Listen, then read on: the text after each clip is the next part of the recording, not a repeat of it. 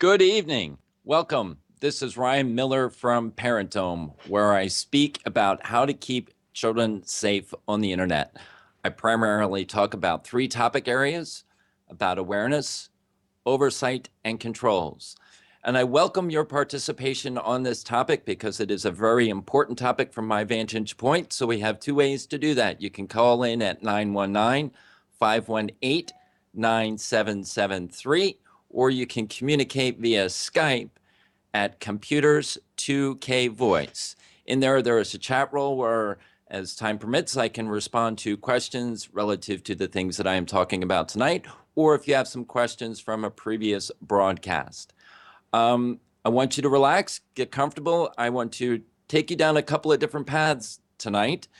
And one of them is kind of recanting what this week's experience has been based upon my participation in broadcasting my message, bringing my tips on how to keep kids safe on the internet. And tonight I'm going to be going over tip 1, and then I'm going to be sharing about what the title of this is, having to deal with trolls.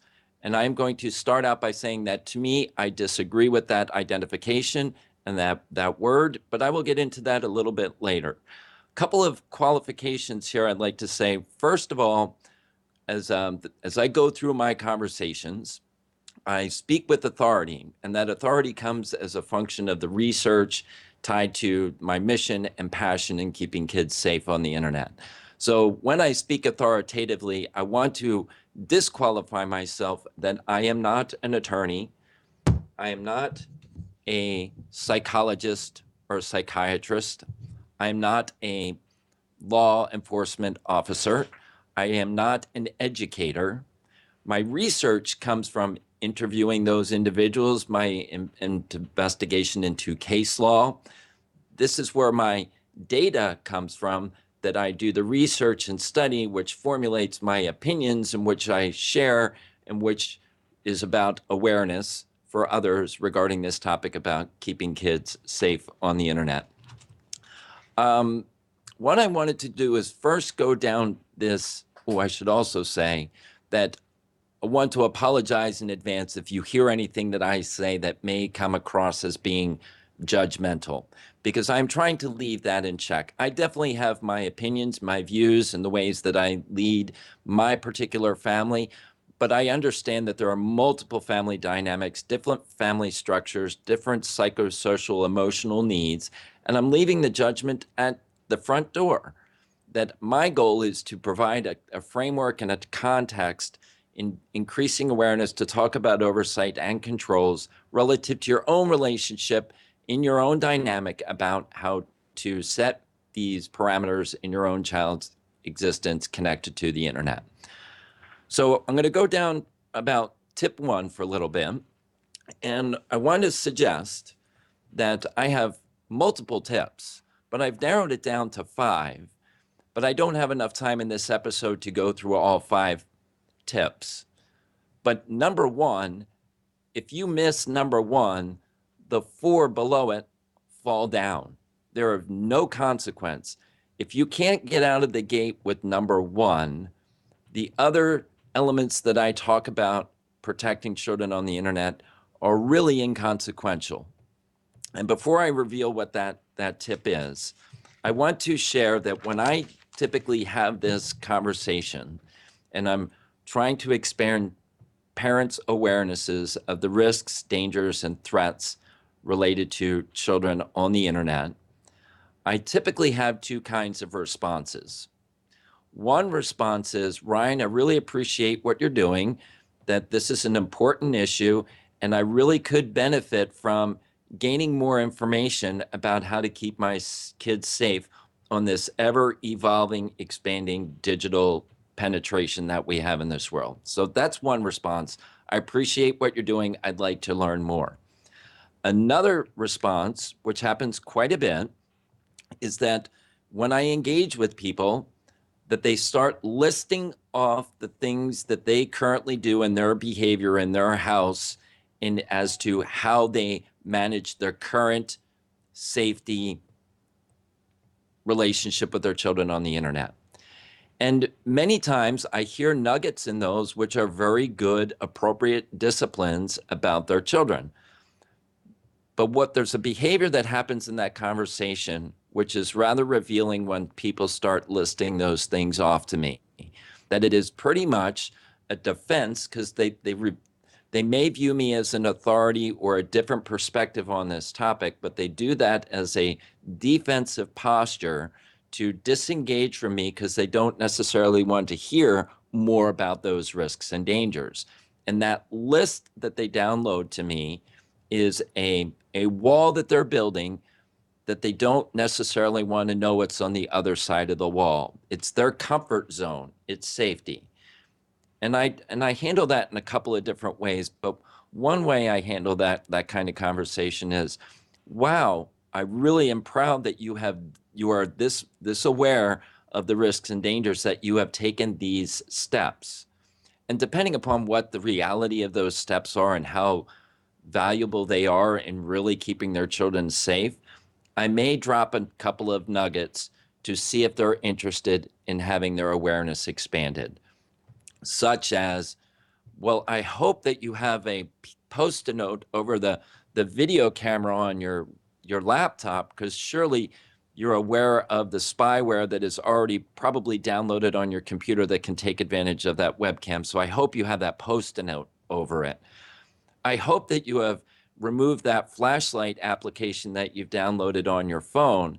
Now, depending upon their response to those questions, if they go, oh, what's the flashlight app? What are you talking about? Or about the webcam? Depending upon their response, lets me know whether they're willing to have the awareness discussion more, or do they really not want to have the conversation continue and that they're happy with things being the status quo. So what happens is that I often encounter, and I've shared these statistics on previous episodes, that 94% of parents believe their kids are safe on the internet.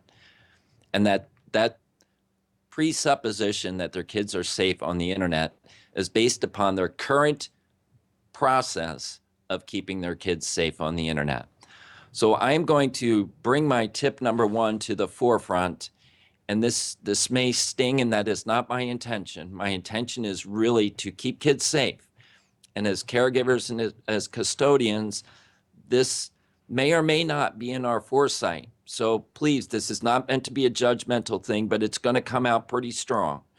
So when our objective is to keep our children safe and we give them technology, the number one thing that we must do to support a statement that 94% of people think their kids are safe on the internet is verification, evidence. So I call this eyes on. Miss Debbie just prompted, I just got a question about what about the flashlight app. And you know, this is one of those things which I really appreciate, is that I threw something out there across the bow that draws attention to that they may be interested in the awareness. So I really appreciate that, and I am going to address them momentarily. But when we get into the keeping the kids safe, 94% of parents say that they want to keep their kids safe. Absent of evidence of their behavior on the internet, we have no basis to say whether they will be safe or they're at risk. Let me carry that through a little bit more. Without visibility to what the kids are doing, sending texts, reading texts, sending comments, reading comments, sending photos, viewing photos, recording videos, viewing videos, seeing what they're watching on Omegle or Chat Roulette or Snapchat, without seeing what they're participating in and what that experience looks like real time in their perspective. When I say eyes on, what are they doing when we put this little device in their hands and they're going through wherever they're going, or they're whatever, This is more of a teenager tween issue. I would not be making this statement for children that are 5, 6, 7, 8, 9. I would have a different conversation, but it depends upon your age. That without seeing what their interactivity is on this, eyes on, see the texts, see the comments, see the inbound communication, we have no ability to assume that that communication is good or bad. We're making that assessment based upon our perception of our child without measuring it based upon their interactivity on the internet, and supposing that they are going to be good. So my first point in keeping kids safe on the internet, no matter what that presence is, whether it's a video game, whether they're playing a game like Webkins or Panda Magic Penguins, or they're on Habbo, or they're in more advanced games such as interactive games on consoles. If we don't know what they're hearing, we don't know what they're seeing, we don't know what they're saying, we have created a false premise as to what our child's behavior is. Now, I know that sounds like a sting, but if we examine that and we really explore what I just said, that we have created something that it doesn't have evidence to support the claim. My child doesn't have evidence to support the claim. My child. Sorry about that.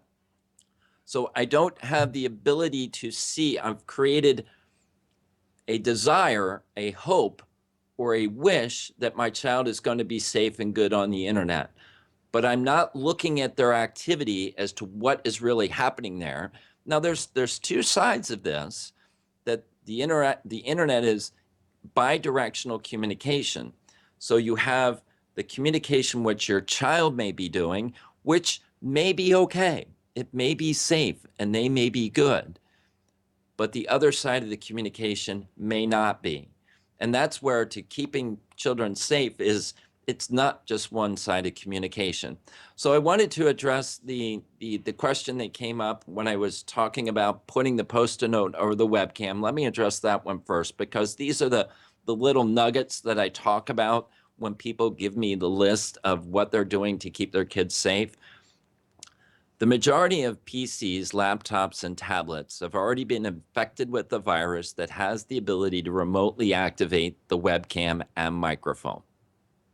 That's an interesting and surprising and scary thing to hear. But that is a very true statement, and that's not my data. That's coming through the data that I have researched that shows that most computers have already been infected with the virus that can take control of the webcam and the microphone. Now, let me take that a little bit deeper. I am going to address your flashlight question. A little bit deeper. Many schools are allowing children or giving children tablets and PCs to do work with the children take home. It has already been reported and litigated that the schools have activated the webcams to be active in the child's home to confirm that they were doing homework. I'm sorry, the school has no legal right to turn on a webcam in a child's personal bedroom. The Supreme Court ruled it as well, that it was an invasion of privacy. But this was through academia, that they had made a decision to have that control. That wasn't an infection. That was something that they determined to do. That has since stopped. I'm suggesting that if you do not know that your computer has or has not been infected, the first step, and it's a Band-Aid step, is to put a Post-it note over your webcam. Secondary step was to get in a little bit deeper and find out how to disable the webcam, and if you have an external webcam, to physically disconnect it from the USB location. Excuse me for a second. So that's a very, very important point when you're dealing with smart technology. This also goes to your TV. The same situation is with the TV. One of the questions that has come up was, did the schools actually intentionally intend to remotely activate the webcam? And the school administration had determined that a way to verify kids were doing their homework or to hold them accountable to doing their homework was to have that visibility into the space when the laptop was open and to see the kids actually doing the homework. So that was one of the reasons why the courts had determined that it was a significant invasion of privacy.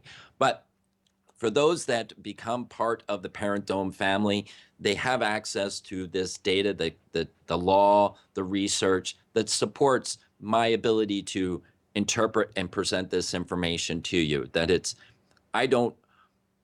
I'm out here standing on a mountaintop, desperate to help parents keep their children safe on the internet.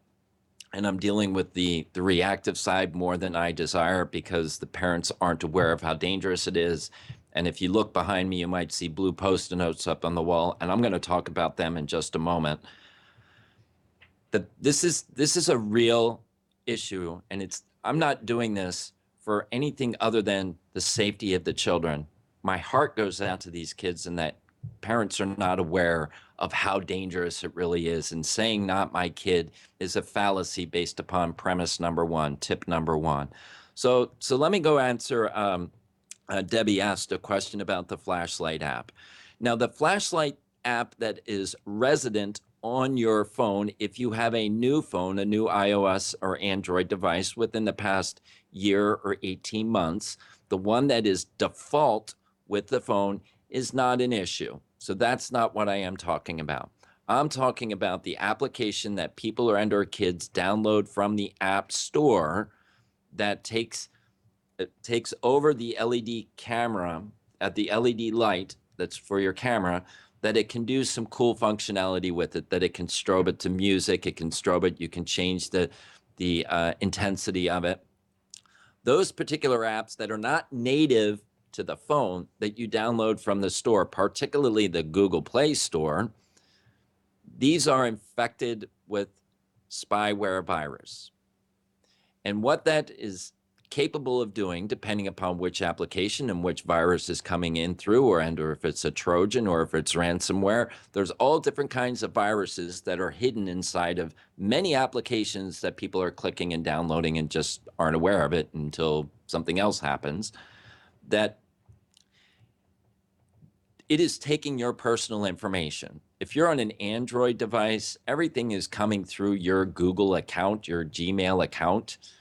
So that spyware is not only taking the stuff off of your phone, but it's going all the way back through your Gmail and your Gmail history and your Google history.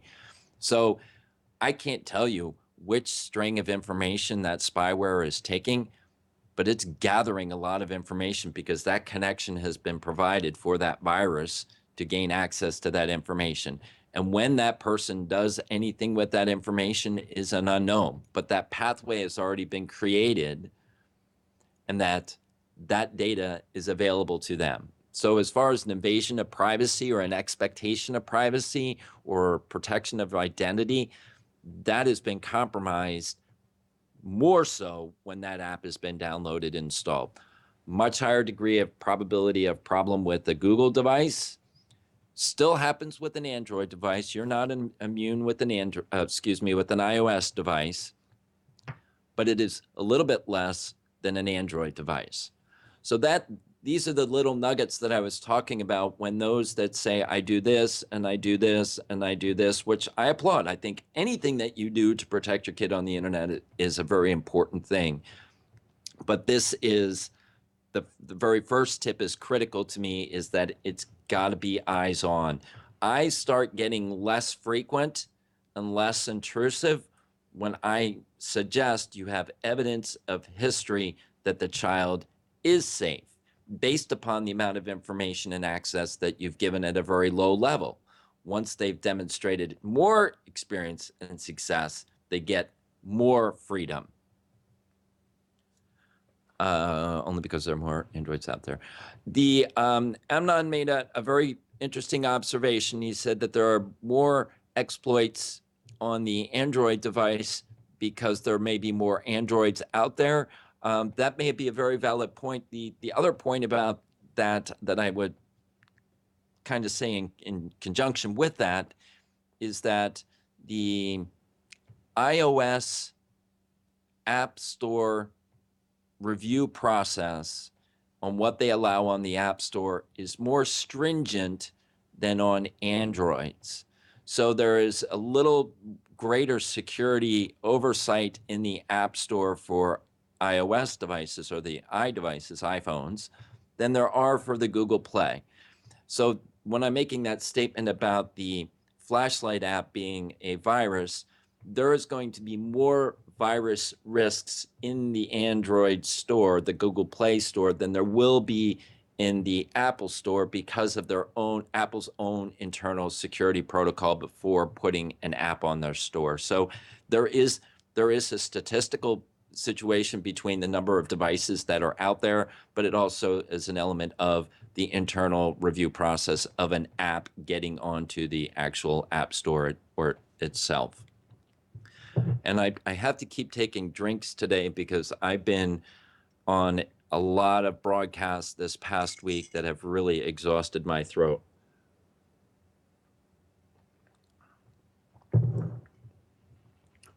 Yeah, that's very true. Amnon made another very good point. I don't know if other people seeing this in the chat roll, but he is suggesting that it will be worse for iOS because Apple owners were always told that there will be no malware on their devices for years, and that's very true.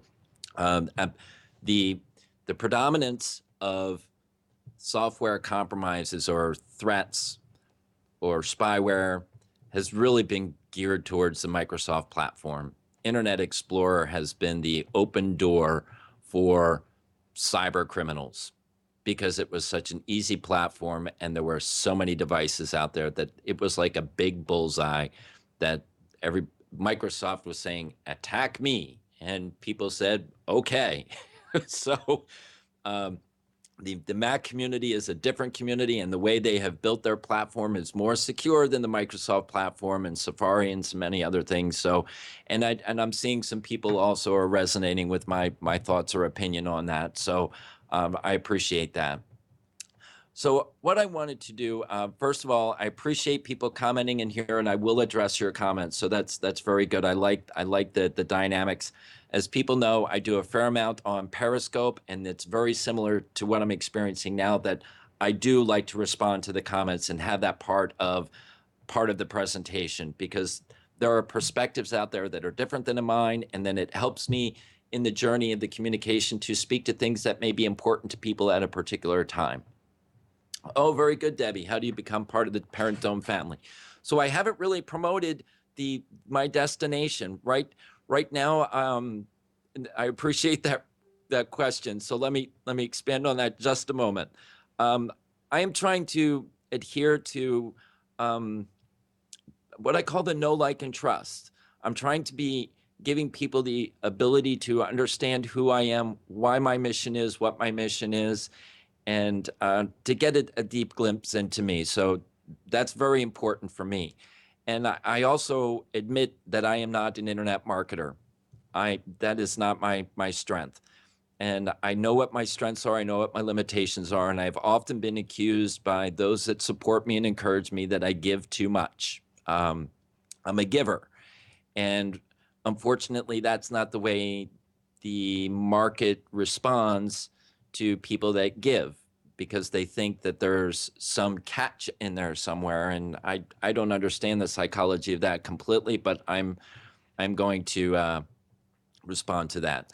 But I have a website that's called www.parentdome.com that is not complete at this sense. There's a couple of web links that are not done, but that is intended to give you access to one set of information to help you answer some of these questions. And then I have an entire curriculum or university of information on how to gain access to this. So becoming part of the Parent Dome family is kind of you're getting into the family now. We're having appetizers and we're breaking bread. And when I'm fully prepared, I want to make an announcement that the doors to come in and have the smorgasbord that I have in the Parent Dome family is there. So I've been corresponding, and I can't promise that it's 100% complete right now. I think it's darn close. I've been working for the past couple of days doing that, and I have other people helping me, but that's where it is. It's at parentdome.com. It is in the chat roll right now. So thank you so much for that, Amnon.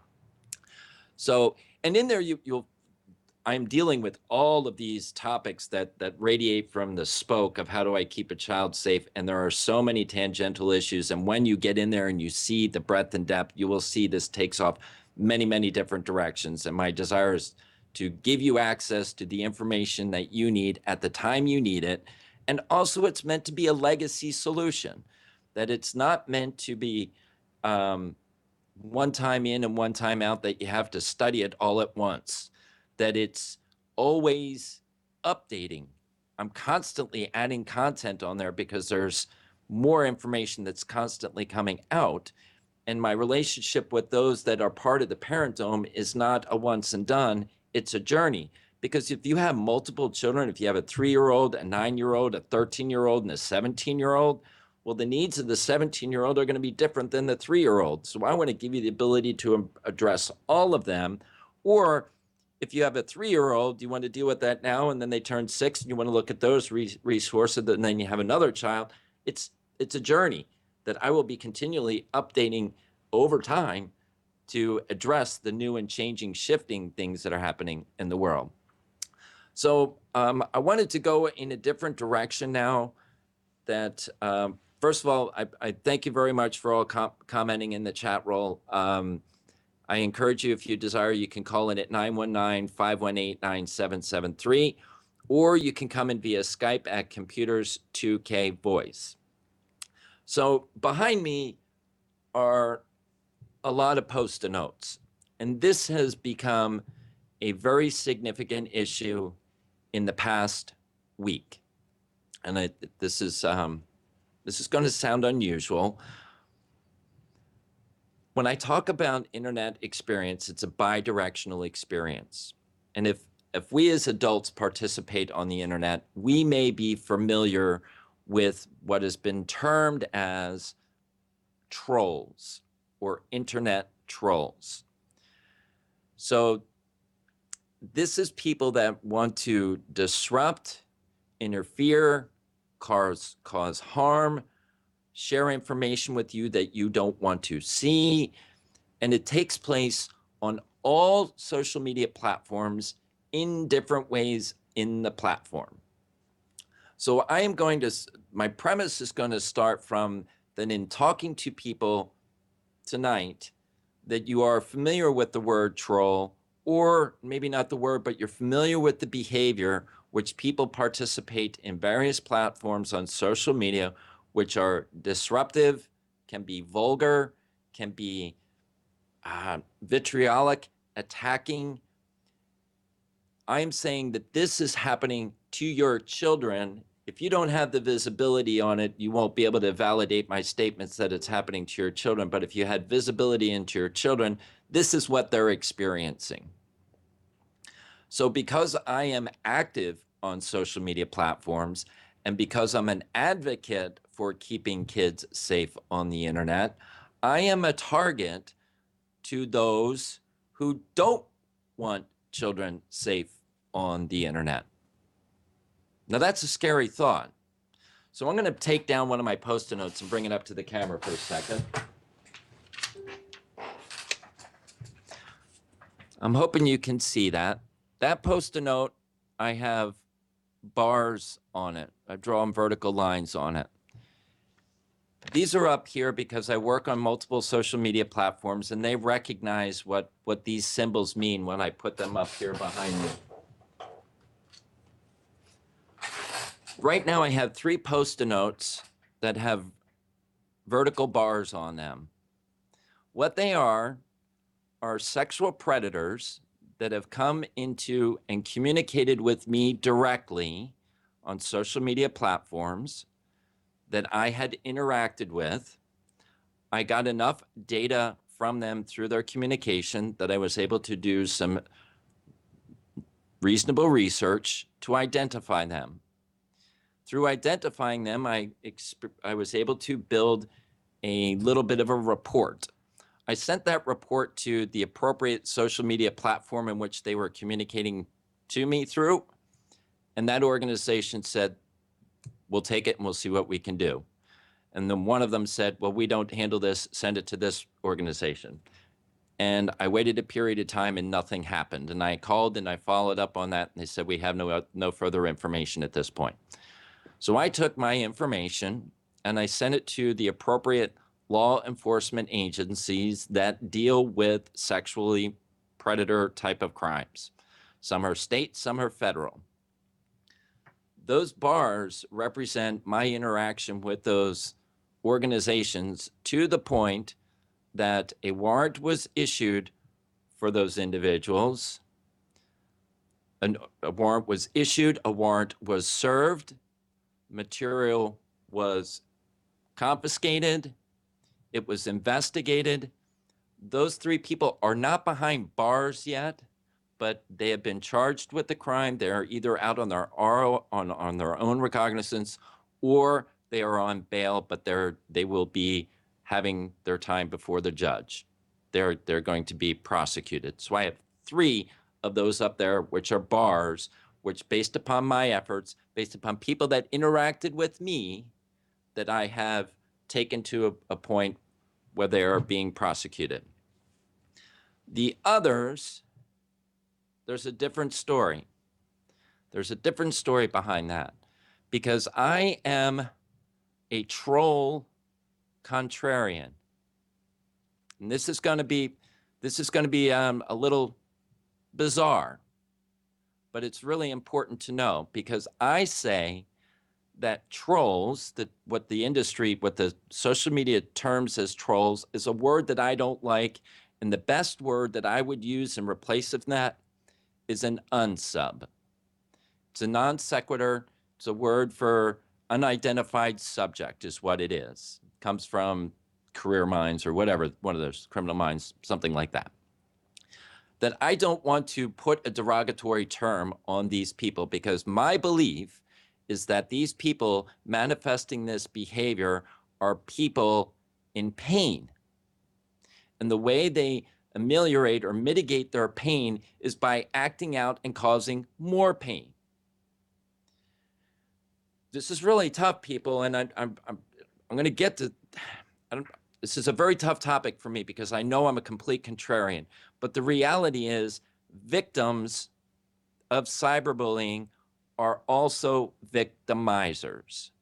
So remember when I said very first on is tip number 1 is if you have no visibility, you don't know if your child is being a victim. You have no idea if he's a victimizer. So there is no ability to determine the word safe in your child's internet experience with no visibility to know whether he is a victim or a victimizer. I am here to tell you today that this is all the blowback of victims and victimizers. That they are using the internet as a way to release some of their own pain. And I don't know what or where to ascribe where their pain is coming from, but they are pushing back in a way that they feel safe. Instead of blowing back at home, it's easier to blow back out on the internet, because there's no real victim in a text, or a real victim in an email, or a real victim in an image. Because the victim himself is feeling better that I've got to get rid of the nasty stuff that people are saying about me, so I'll say something nasty about someone else. And this may sound like it's a fabrication, but if we look at our own behavior on the internet, we may get a sense of this. When somebody says something mean to us, we may have a tendency to say something equally or even more biting mean back. I just ask for you to reconcile that in your own head. So what I have up here are the other post-it notes of my own social media experience relative to me talking about how to keep kids safe, that people come in. Now, as a contrarian, I have a way that I deal with people that exhibit this behavior in live stream, real time, and I have a way that I deal with it in a text type of format. But I am suggesting this is just a live stream experience. My text experience would load up the side of my office. And I don't have enough post-it notes to deal with the vitriol that comes into the texting environment. This is just real-time live stream activities. Now, I have come up with a process to engage people in this, and my objective is to be an intervention, to be a lifeline, to be a safety vest for these people that are in harm. So I'm sharing with you what my week has been like today, because I am active on Periscope. I don't know if anybody watches Periscope. I also have a video archive of my week's Periscopes. You know what? I may want to type that in the chat line. So let me just do that for 1 second. I want to give you folks access to what my broadcasts look like on Periscope. Sorry for that disruption there. But I put in the chat roll an address, which is where all of my Periscopes are backed up in sequence. I think I have close to 200 broadcasts at this time, and it's at catch.me/parent_dome. And there's a library of my broadcasts, and you can see that my message is consistent and how I handle these activities. So I had a broadcast for people, and I think I had 150 people watching at that time. And one of these trolling people came in and interacted with me, and it was very disruptive, and it was incredibly inappropriate, and it was bordering on the edge of the sexual predator type of conversation. So what I was communicating with them is, you feel free to communicate here, because I'm going to get a video record of what is happening here, and I'm going to do something with this video evidence you are demonstrating right on my live cast. And after his multiple comments, when I told him I have the technology to find you and I can expose you for who you are. So if you want to continue to build the video evidence for me to find you and share with those people around you, that is fine by me. And then he came at the very end and said he was sorry. And I think words have meaning. And the words I'm sorry only are uttered when somebody is caught. So he had no desire of being apologetic while he was in mid-stride of saying the horrible things he was, until he was at risk that I was going to expose him, embarrass him. And at such point, he said, I'm really not a bad guy. And I shared with him that if I'm looking at the evidence, I have 15 texts that were very inappropriate, and I have one text which is you being apologetic. I'll let the evidence speak for itself, that you have more bitterness than your heart, than you do in more wanting to seek forgiveness. So I said, I appreciate you wanting to apologize, but I'm going to look and I'm going to expose you. And then he immediately left my room, which I think was a wise choice on his part. But as I said, that as a contrarian, I see this child as a child in pain. And that for whatever reason, whatever the circumstances surrounding this child didn't have an outlet nor someone to hold him accountable to his actions. So if you want to participate in the conversation, I welcome you to do that. You can do that at 919-518-9773 or on Skype at Computers2K Voice. So I'm going to tell you what I did with this particular one that happened, that my Periscope audience was able to follow with me this week. And it's an amazing story, that I have many of these stories in the works right now.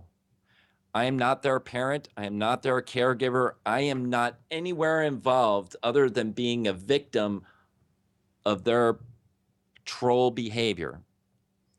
So this example I'm sharing with you, I found him.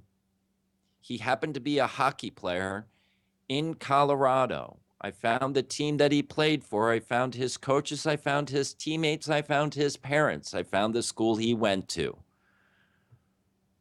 What I did is I downloaded my video of our interaction on the internet. I edited it so it was only the topics that we were talking back and forth, my previous conversations and my postscript conversations. It was just the meat of the conversation. I took that video and I drafted an email and I sent it to this young man's coach. And the email was an introduction to who I am, what I do, and I'm an advocate for keeping kids safe on the internet. And it's my understanding that this individual here, and I had a photo of him in the uniform and at a game, I had a folder of this stuff, is under your leadership in this sport. And I just wanted to call attention to you to his behavior and to see if there's a way that you can deal with him privately and that you could intervene and attempt to find out what's causing him to behave this way that we could redirect. And there was a beautiful question came in here, and I'm gonna Philip, I will address you momentarily on that. So I sent this email and I made them aware of the resources that I have at parentdome.com and how I have these resources, and also I make myself available. Again, I'm not a psychologist. I'm not a clinician. I'm a guy that's got a huge heart to help these kids that are in a tremendous amount of pain where the parents have no oversight to see what they're actually doing. I'm on the reaction side. I'm picking up the pieces the parents have dropped.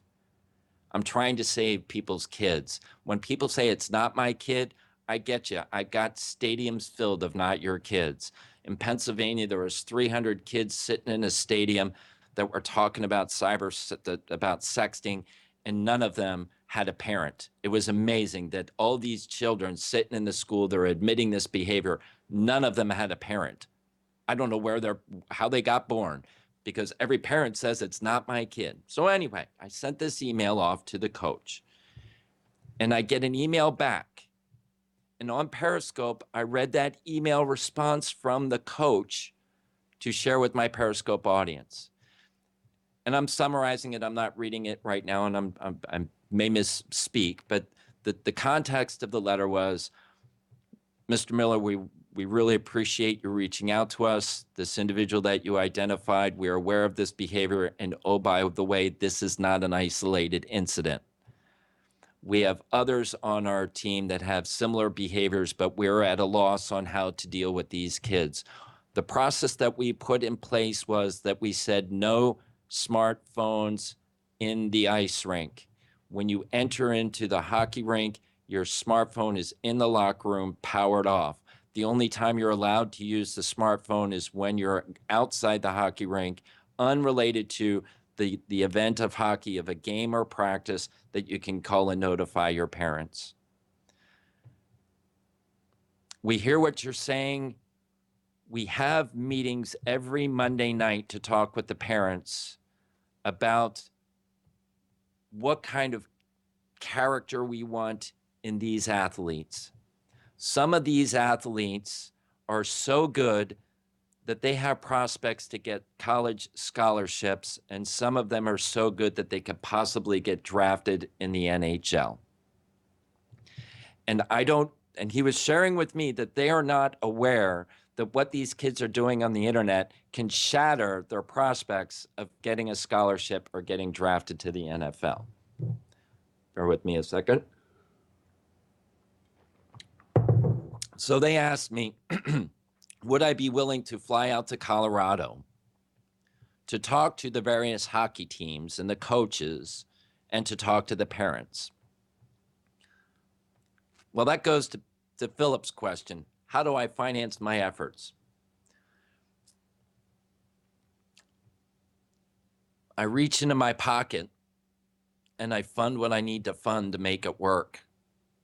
That I am hopeful that someday that people will value my message to the point that they will invest something to protect their children.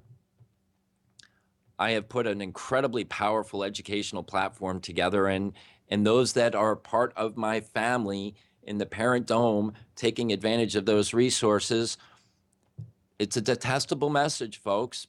People say it's not my kids, but that is the method in which I will be able to fund my efforts to carry this message.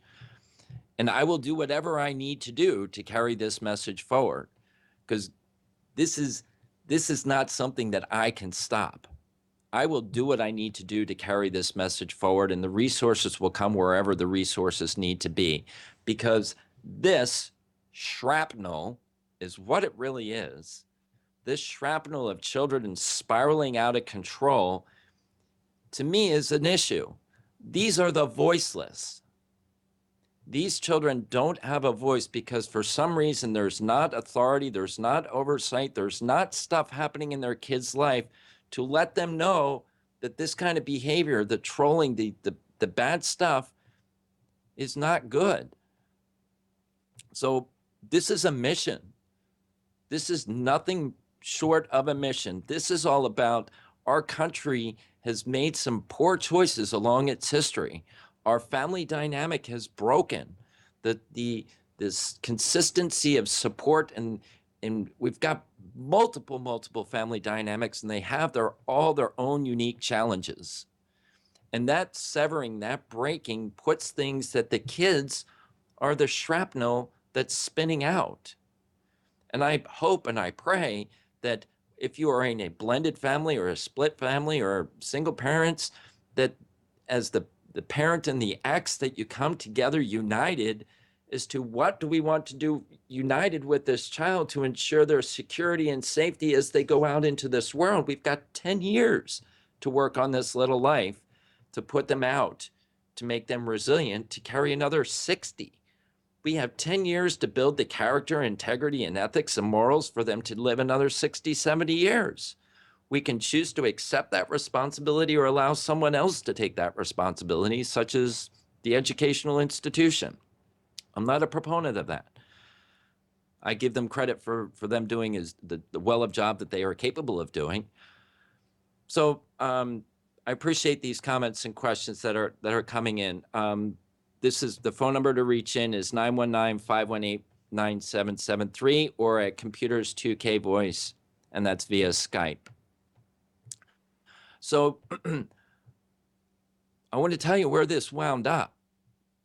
And this is what I shared before I came on tonight, what a gift I had before I came on the broadcast. And I'll tell you what that was at the very end, because that was a special gift.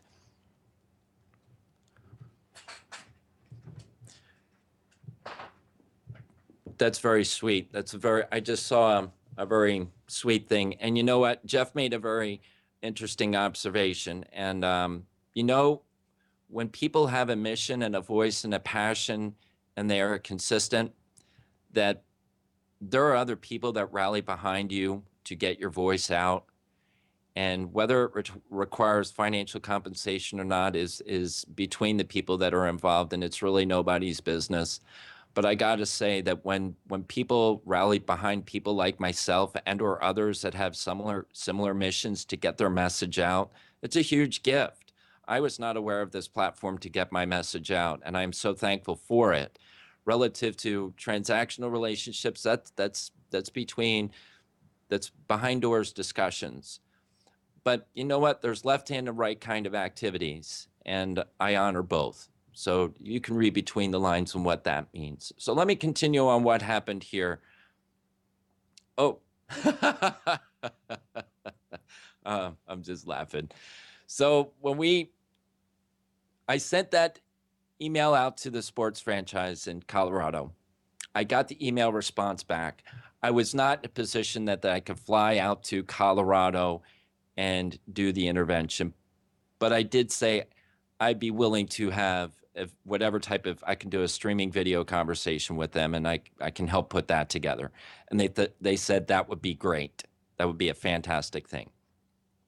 So it just so happened before this that there was a meeting between the parents and the athletes and the coaches, that this was initially discussed, but not in detail. The conversation that I had just last night via a video conference was with the coach, the assistant coach, and the children, the kids. Now these are 16 and under. This was the group that ice hockey, I don't know how they break it up by age groups or weight or however they do it, but it was 16 and under that I was dealing with, and I think it was 16 to 14 was the age group. So the guy that had performed the horrible things on my broadcast was sitting in the audience. I knew him because of my research. He knew me because he was in my broadcast. Nobody else knew anything else. So if you are sitting as a stranger behind me, watching me speak to this audience and see this audience on the other screen, there is no doubt in my mind that you would have identified with me without giving you any information as to which child was guilty of the behavior. So I did a presentation to these children talking about the dangers of the internet and what grooming behavior looks like, what predators look like, and how mean things can happen. And I talked about generally certain behavior that happens in the domain of bullying is a result of some other pain. So I'm not a psychologist, but I'm married to one, and I'm having this conversation, and it wraps up. I wrap up the conversation in the video presentation, and then I'm back on the cell phone and I'm talking to the coach. And he said, "Ryan, thank you so much. That was very powerful. I don't know what the response is going to be, but I would like to invite you to do another one with the parents." And I said I'd be pleased to do that. And he said, "Do you know the person that caused all this would like to speak to you?" And I said, "I'd be pleased to have that conversation." And his voice was trembling on the other end of the phone. And he said, "Mr. Miller." And I said, "Yes." I said, "You're like I'm going to get weepy.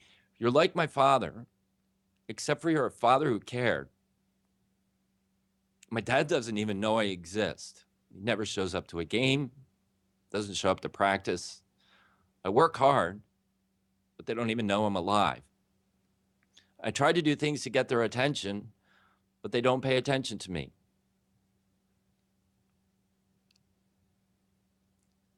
And I said, "Son, I'm sorry you're going through what you're going through, but this is not the way to handle it. And the reason that I was brought to your path right now was to help you. I do this to help you because to me, you are an important, valuable person on this planet and you're not disposable. People will treat you like you're property and disposable, and I will not. I will go through this fight so I can affect you to make a change, but it's not up to me to make the change. It's up to you to make the change. So when you heard me talking to you, I wasn't saying anything mean or bad. I just said, I want to help you stop doing this to other people. And I'm going to find you and I'm going to put that evidence to test." And he said to me, "Mr. Miller, I'm sorry." And I said his name and I said, I understand that. But the words "I'm sorry" only come after you've been caught, because that puts the burden on me that I have to accept this apology. But what's more important to me is if you are truly understood the magnitude of what you did, not to me, but to anybody else you're doing this to, you need my forgiveness. And he paused and he said, "I never thought of that." I said, "I'm willing to give you my forgiveness, but it's not if you're continuing doing this kind of stuff. If you are able to stop this behavior and turn and go in a different direction, and I can check in with you that you're not doing that anymore, or you can be part of my family in doing what I do, your forgiveness is given in spades. Because I don't want you to feel the pain. And what I want you to do is to know that there's people like me and the people like your coaches that do appreciate you and do appreciate what you do and do love you for the person that you are, even though others that are close to you do not give you the attention that you feel that you need." But I don't know any of that. And I don't know whether that's true or not. I'm not saying that to him. But this up here, I don't know how many people are listening, but I promise you, these are some of your kids. I promise you, if you have no visibility into what they're doing on the internet, you don't inspect, you don't verify, you don't check, you don't see what they're texting, You don't see who they're texting. That your children are these people. I'm one guy. I've got a powerful voice. I've got a huge heart. I've got a lot of stuff that I can bring to the table. I want to speak to parents on the proactive side that they can be aware before their children start doing that. And I also want to deal with the parents on the reactive side that before this gets really bad and that your kids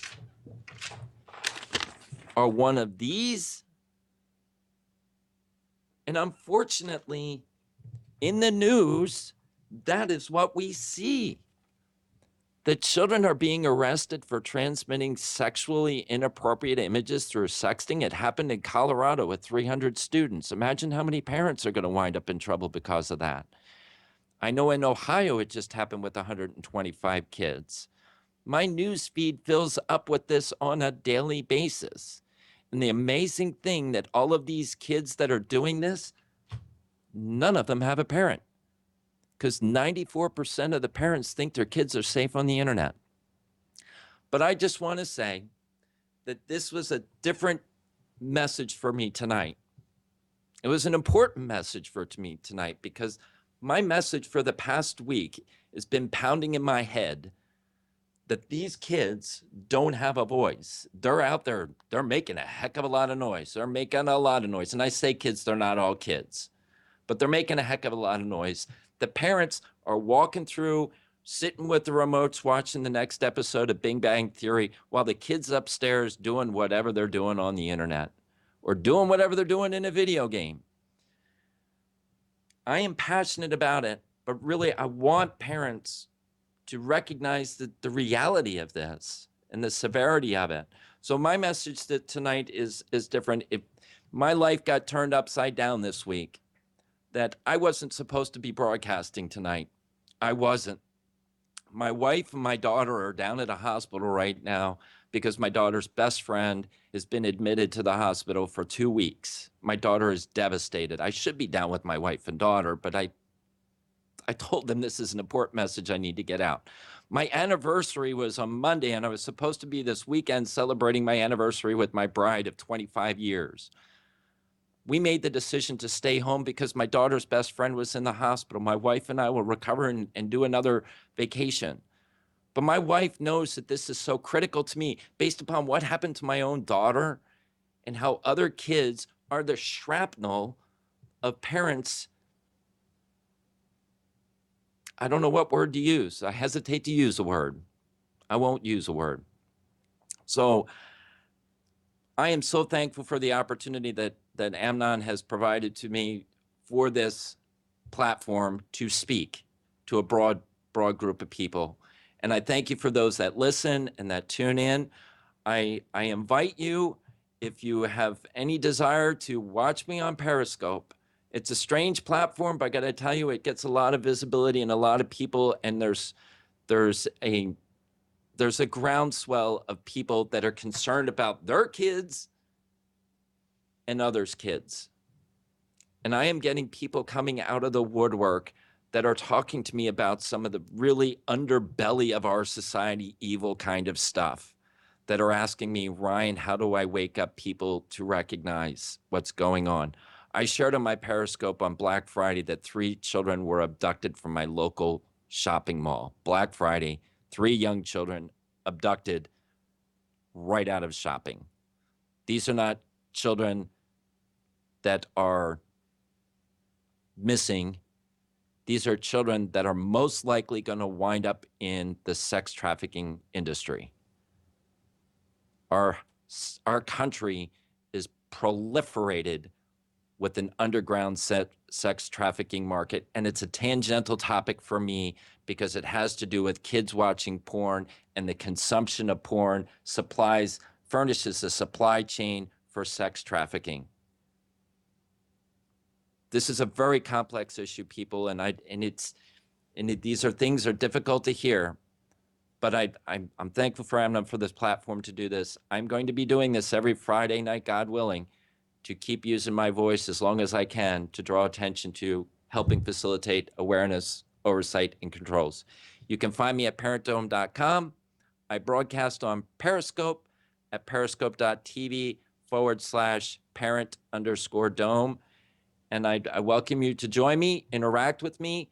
I do private sessions, I do teaching, I do webinars, I do blabs, I do video conferences, whatever I need to help get this message out to as many people as possible to stop the shrapnel from flying around and life's being disposable.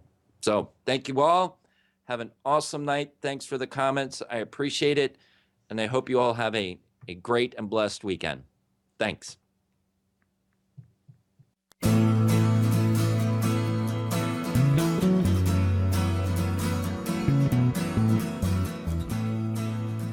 You are tuned to the Nissan Communications Network.